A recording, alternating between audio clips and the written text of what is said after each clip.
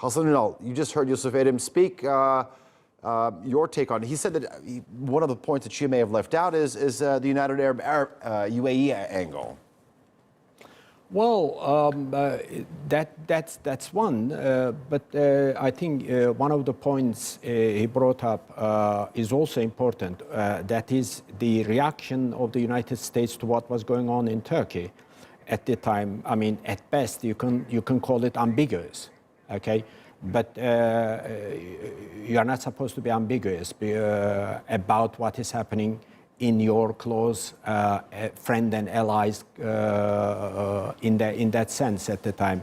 For instance, John Kerry's reaction was quite ambivalent, because he was saying he was actually at one stage inviting the parties. He was talking about caution and prudence and what have you. I mean, what you would expect, for instance, from an ally would be openly supporting the democratically elected government, but that didn't come until the United States and everybody else realized that the coup was going to be aborted. Mm-hmm.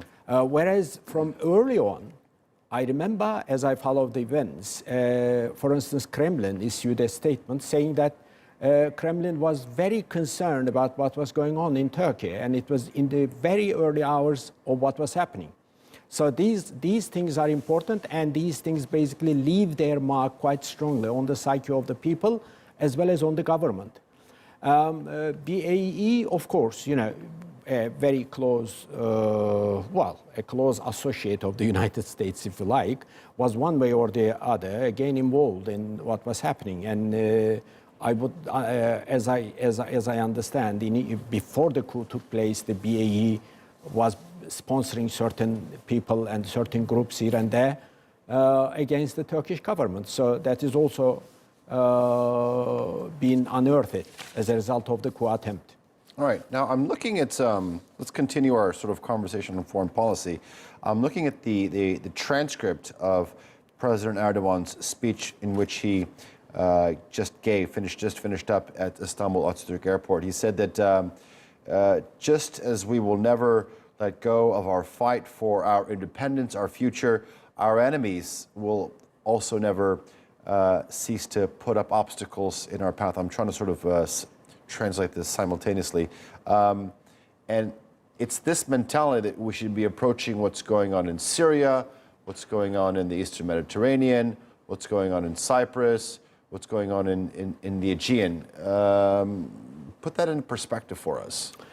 Well, when it comes to foreign policy, you have to be sort of, you have to be certain as to what you want to really do.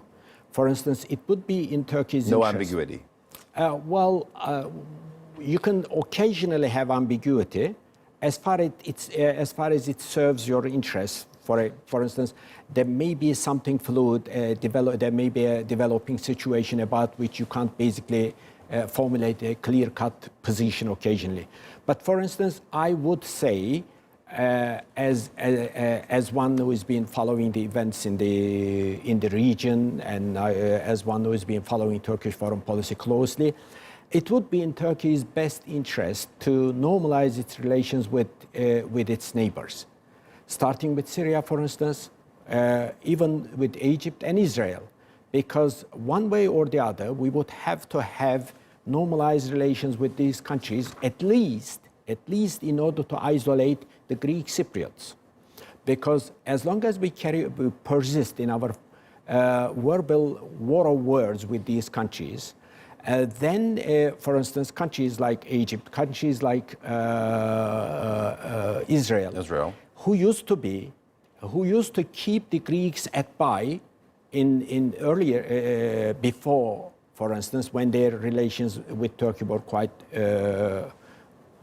good, now have basically moved towards, they have gravitated towards Greek Cyprus.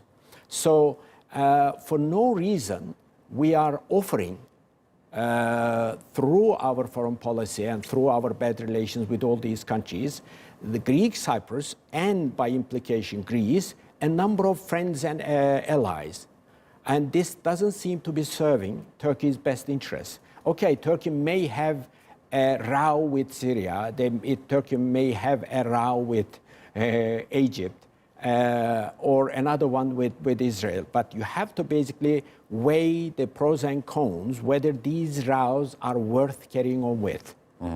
Okay? So in that sense, since we are now out in the Mediterranean, flexing our muscles, as we should be, with regard to search and drill for oil and natural gas, to protect Turkey's interests as well as the TRNC's interest, Turkish Republic of Northern Cyprus's interest. Okay, we are out there and we are doing it. And militarily, we are strong enough to defy what the Greek side is being trying to establish in the region.